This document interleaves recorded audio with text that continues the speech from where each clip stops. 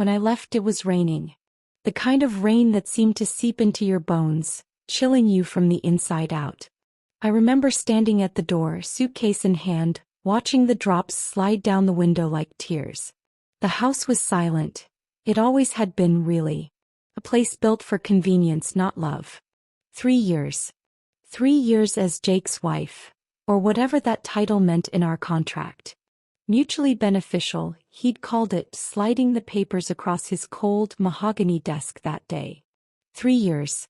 I'll provide for you and you. He hesitated, not because he didn't know what to say, but because he chose his words like chess pieces. Deliberately. You'll play your role. I needed a job. Badly. My savings were gone and the job market had spat me out too many times to count. He needed a wife. Or rather, his grandfather insisted he get married or lose the family inheritance. A loveless marriage of convenience. His gain and my survival. And I did it. I signed my name on the line, telling myself it was just a job. Just a role. The first year was easy. I treated it like clocking into work. I appeared at his side at corporate events, smiling and nodding at all the right moments. I held his arm at family gatherings, where his grandfather would watch us with a Hulk-like gaze, satisfied that his heir had finally settled down. I stayed in the guest bedroom of his enormous house and kept my heart locked away. But somewhere along the way the lines blurred. I couldn't help it. Even when he was cold, even when he barely spoke more than a handful of words to me unless necessary, I fell in love with him. I hated myself for it. I would stare at him across the room, at dinners where he barely acknowledged me, and my heart would ache. "Ella, are you done?" he said once when I was laughing at some ridiculous story his cousin told during a family dinner. His voice cut through the air like ice. I blinked at him. "Done with what?" "With pretending this is more than what it is," he said flatly, glancing at his watch. "We can leave now." My chest tightened and the laughter died in my throat. I stood and followed him, silent all the way home. Or the time when I got sick. A fever that left me shivering under layers of blankets. I thought maybe, just maybe, he'd show me some care. Instead, he stood at the door of my room, his hands in his pockets.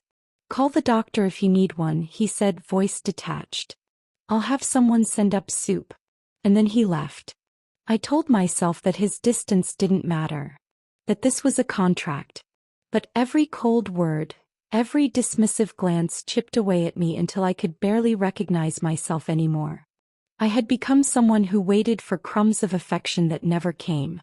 Then there were moments, small, fleeting moments, when I thought maybe he cared. Like the night I fell asleep in the library, my book still open in my lap. When I woke up, a blanket had been draped over me. I held it in my hands, staring at the soft fabric, my heart pounding. Did he do this? Did it mean something? Or the evening I twisted my ankle at one of his corporate parties. I tried to hide my limp as we walked back to the car, embarrassed. But when we got home, he surprised me. "Sit," he ordered quietly, his voice softer than I had ever heard. Before I could protest, he knelt down, inspecting my ankle. His touch was gentle, careful. "It's fine," I murmured, unable to meet his eyes.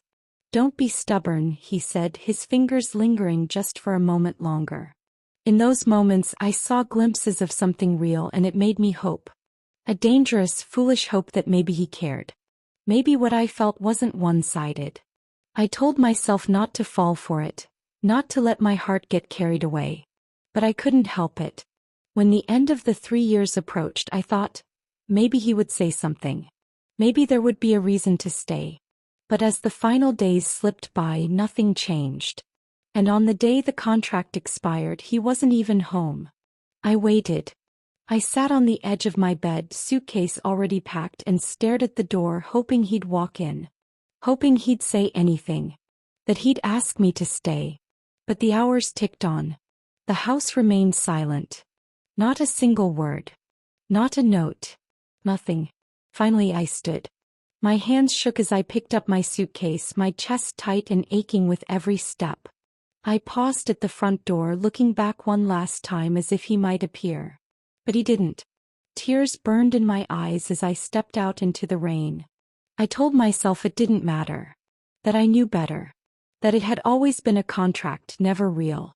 But as I walked away from the house, that empty, lifeless house that had once felt like my prison, my heart shattered. Because a part of me had hoped. A part of me had believed. When Jake came home, he hadn't noticed anything was wrong at first. The house was as still as ever when he returned late that night. He loosened his tie, tossed his keys on the entry table and strode through the quiet hallways. It wasn't until he passed Ella's bedroom, the guest room as he had always referred to it, that he froze. The door was ajar. The lights were off. He pushed the door open, his brows furrowing as he stared into the dark, empty room. The bed was made. Too neatly. The books that usually left scattered on the nightstand were gone. His eyes drifted to the closet and a knot twisted in his chest when he yanked it open. Empty hangers swung lifelessly, clinking together like a cruel mockery of what had been. His steps grew hurried as he moved through the house, checking every room, every corner. "Ella," he called, his voice sharp and unfamiliar even to his own ears. Nothing. He pulled out his phone and dialed the number. It went straight to voicemail. "Ella, where are you?" His voice cracked slightly. "Call me back." He tried to convince himself that Ella had gone somewhere, to the store or out for coffee. But his instincts screamed otherwise. The house felt empty without her, and for the first time he realized how much he had grown used to her being there. "I found a small, quiet town to settle in. Nothing grand, just a place where no one knew my name, or his. I rented a room above a flower shop and spent my days working for Mrs. Oliver, the owner, arranging bouquets for weddings and funerals alike. Flowers, I'd learned, carried a language of their own, and for the first time in years I felt like I could breathe again. And then the search began. It started with whispers, strangers in suits asking around town. Mrs. Oliver told me first, her expression wary. They were looking for someone. Described a young woman, mid-20s, dark hair. Sounded like you, dear. I brushed it off. Coincidence, I told myself. Until it wasn't. It happened one evening. The shop had just closed and I was sweeping petals from the floor when the bell above the door chimed. "We're closed," I called out, not bothering to look up. "Ella." I froze. The broom slipped from my hands, clattering to the floor. I knew that voice. Deep, calm, and always composed, except now there was something else woven into it. A tension I'd never heard before.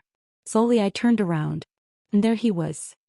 He stood in the doorway, his broad frame filling the small shop, looking impossibly out of place among the delicate blooms. His suit was perfect as always, but his face told a different story. Dark circles shadowed his eyes, his jaw tight as if he hadn't slept in days. "You found me," I whispered, my voice barely audible. His eyes locked onto mine, those same cold, unyielding eyes I'd once memorized. Only now they weren't cold at all. They burned. "Do you know how long I've been looking for you?" he asked, his voice a low rumble. "Why?" The word escaped me before I could stop it. "Why would you bother?" He stepped closer and I instinctively took a step back. The counter separated us, a flimsy barrier against a storm I hadn't seen coming. "You're my wife." "No," I snapped, my voice sharper than I intended. "I was your contract. And the contract is over." He flinched just slightly, but I saw it. For the first time he looked unsure. "Ella," he said quietly. "I know what I did. I know what we were, what I made us. But he stopped as if the words physically hurt to say. "I haven't been able to breathe since you left." I stared at him, stunned. "Don't say things you don't mean." "I mean every word." There it was. That intensity that could tear through walls, now directed at me. I wanted to believe him, but believing meant risking everything. Risking my heart again. "Why now?" I whispered. "Why not during those 3 years?" He closed his eyes, exhaling a shaky breath. "'Cause I was a fool. I thought I could keep you at arm's length and be fine. I thought we have all the time we would need and didn't even remember when the contract was ending. But I was wrong. I swallowed hard, tears stinging my eyes. You can't just show up and say these things. You can't undo 3 years of nothing. Then let me try, he said, his voice breaking. He stepped closer, his hand resting on the counter between us. Let me prove it to you. No more contract. Come back with me. Please. I looked at his hand, then back at him. This man who I'd thought incapable of feeling anything, now stood before me stripped of every shield he'd ever worn. I wanted to say no. I wanted to tell him to leave, to never come back. But my heart had always been a traitor where he was concerned. One chance, I said softly, almost to myself. That's all you get. His eyes met mine, I saw something real in them. I won't waste it, he promised.